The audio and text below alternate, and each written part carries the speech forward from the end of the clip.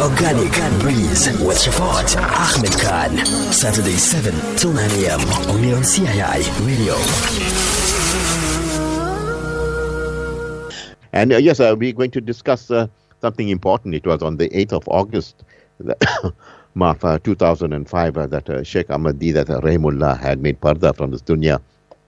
And at that time, Rafeek Hassen was also the director of Dawah at the IPCI. And we at CII, we carried the funeral live.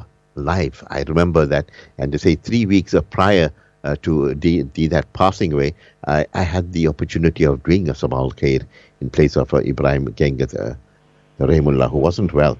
And Rafeek Hassen, was, as I said, director of Dawah. So I thought it's only fair for us to discuss the times and lives of Sheikh Ahmed Deedat Rahimullah on our platform. There's he. Rafeek Hassen is back. Rafeek, assalamu alaikum wa rahmatullahi wa barakatuh. And tell me how he's doing this fine, a beautiful morning. Wa alaikum salam wa rahmatullahi wa barakatuh. Alhamdulillah, your du'as and everyone's du'as, we are well, alhamdulillah. Rafeek, I was just reminding the listeners that it was on this platform, CII Radio, in 2005 when Sheikh Deedat made the parda from the dunya. We carried the funeral live from the morning right till the evening. We even broke the news when Sheikh Ahmed Deedat passed away. Yusuf Deedat phoned me, and straight away we broke it on the Sabah al-Khair program. And perhaps recalling those moments that day when Sheikh Deedat made parda from this dunya. You were the director of Dawah at that time. Talk to us, Rafeek. Bismillah ar-Rahman ar-Rahim. Alhamdulillah Rabbil Alameen wa salatu wa khatam an-Nabiyyin wa ba'd. Yes. Well, today Al Jazeera is a household name, Brother Safad, Al Jazeera TV. But in 2005, we didn't have Al Jazeera on the TV in South Africa. And but Al Jazeera was just getting established in the Middle East. Now, on that, somber morning of Sheikh Deedat Rahimullah, you won't believe it, apart from the your station, CII, other radio stations, other news media, local and international. Sheikh Deedat Rahimullah was well known locally and internationally. I get a call from Al Jazeera. They had an office in Johannesburg at that time, covering, they were just establishing themselves, Brother Safad. And they told me this: please, we are appealing to you. We want to know the time of the janazah. But we want to come there. We are got our equipment ready. We are taking the first flight out of Johannesburg to Durban, and we would really, make a request that we want to cover this because Sheikh Deedat is so well known in the Middle East, and we are right now, today, the only news media that will be able to break the news and cover live footage for the whole Arab world who knows Sheikh Deedat. And please, it's very important, a request we are asking. Now, it was indeed an important plea, Brother Safad. I phoned Yusuf Deedat immediately, and I told him this is what the request be. What are you planning for the time? You're not going to believe it, Brother Safad. So they left, and we gave the time.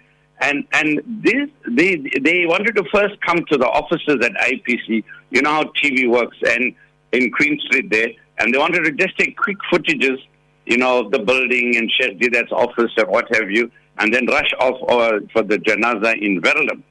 But you're not going to believe it. They were delayed, and they were running late, and now it was getting tense. So I'm telling you, Deedat, please delay the janazah. They told they'll be, they are almost here. So you can imagine that coming and going, the tension.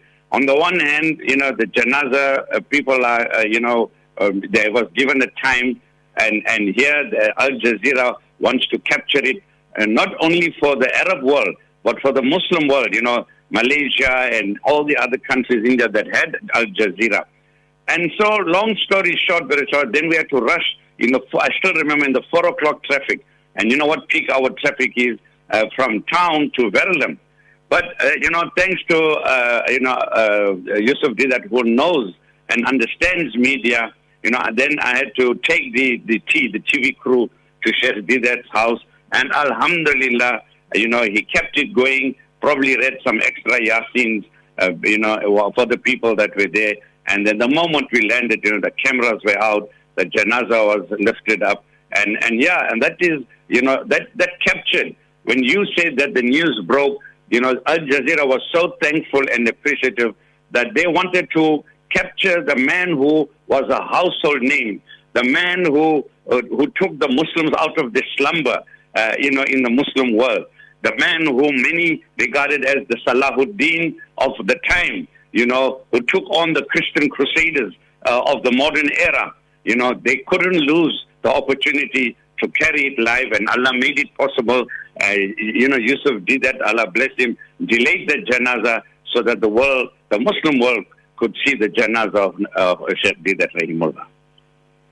Rafeek, we actually are very fortunate that Allah subhanahu wa ta'ala had given us the opportunity of even showcasing Sheikh Ahmad Deedat in his living years. When we did the Deedat Chronicles, and it was our, Muhammad Salim Asmal, who actually took a receiver and put it next to Deedat's bedside. So every, Sundays, it was alternated. 1 week you used to come on and on the comparative religion program, and the next week it was Sheikh Ahmad Deedat Rahimullah. But he listened to us every week. He never missed a comparative religion. This is what Yusuf Ahmad Deedat told me.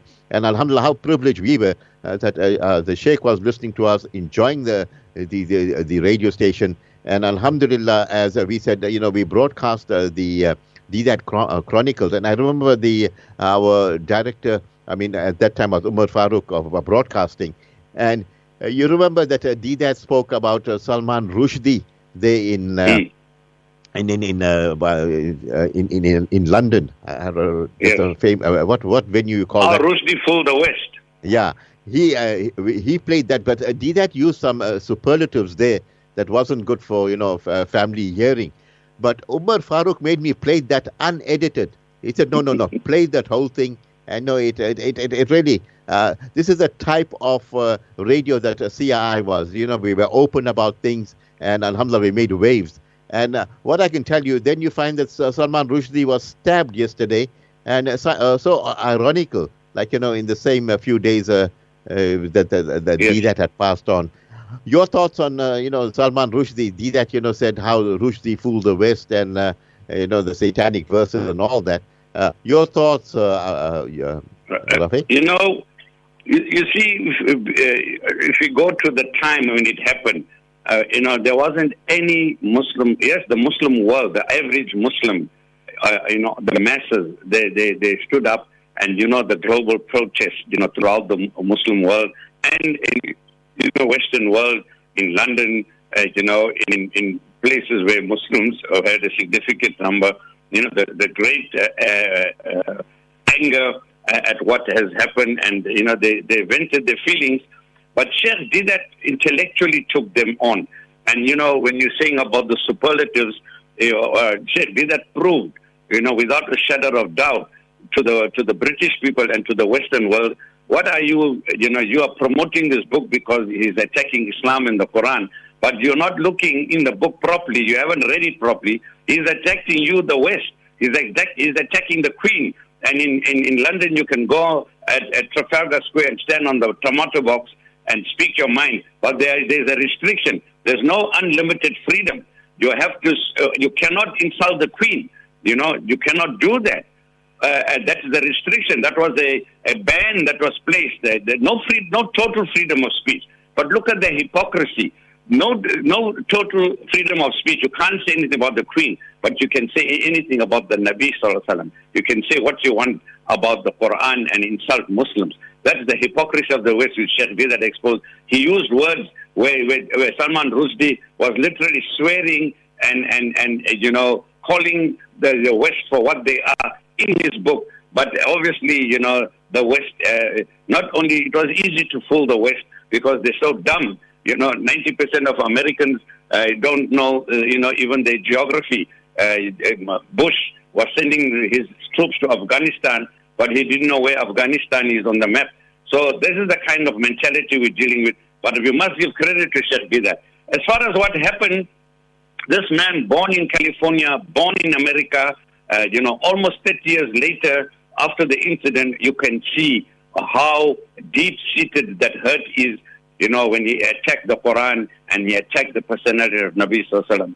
I'm not condoning the action, but all I am saying is I want to just end up by quoting another personality in current times with all this gross Islamophobia. Is none other than the West instigated ousting of Imran Khan in Pakistan, who was standing up for Islam and Muslims, and he told them the same thing. He says the Westerner does not understand how the Muslims love their Prophet, that the Prophet is just not a name that they use, but he is one that's flowing in their veins, and they live him and they revere him every day, and he's warning the West not to touch on those chords of the Quran and the Prophet ﷺ, things that the Muslim love. And look, today that man was harboring. He wasn't even born. He was just probably being born when that Salman Rushdie book came out. The guy who attacked Salman Rushdie. But it is a sign of the fact that every action has a reaction, and it's time the West comes to know that just as they have put a limit on freedom of speech, there is no absolute freedom of speech. They have to come back to their senses and realize that they cannot cross certain lines when it comes to religion and Islam. Absolutely brilliant. And Deedat actually turned the tables on the West at that time. Rafeek, we got about a minute to go. Perhaps your parting words? Yes, all I can say is, Brother Safad, I think the world is not the same as the time when Salman Rushdie wrote the book. From what we're hearing, he's going to be maimed for life. He's going to lose an eyesight. He's going to be probably, crippled in certain way with his nerves, being damaged with the 2 stabbings.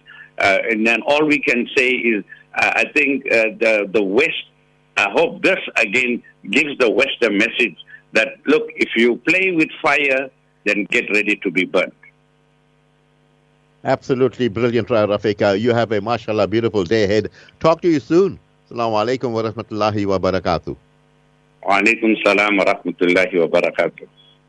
Yes, as Rafeek says, don't play with fire. Don't do the wrong things. And hey, I must thank you, Lucky, for brilliant engineering this morning. And congratulations. You made your debut on radio. The Organic Breeze with Shafat Ahmed Khan. Saturday 7 till 9 a.m. only on CII Radio.